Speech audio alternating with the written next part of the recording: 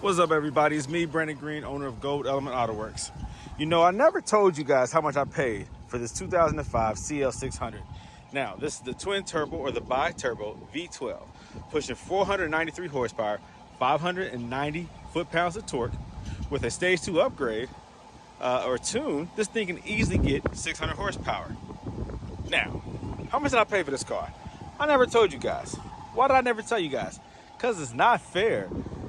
The price of these cars ranges anywhere between $13,000 to $18,000. And some people are asking more for them based on the mileage.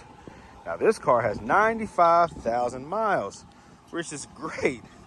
This is a beautiful example of a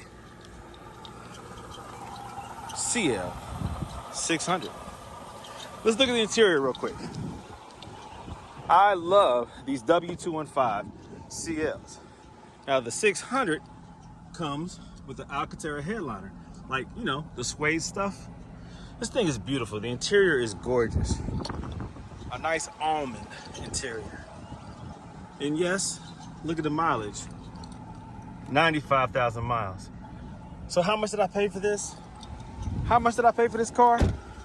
I never said. I never told you. Maybe I should. $1,000.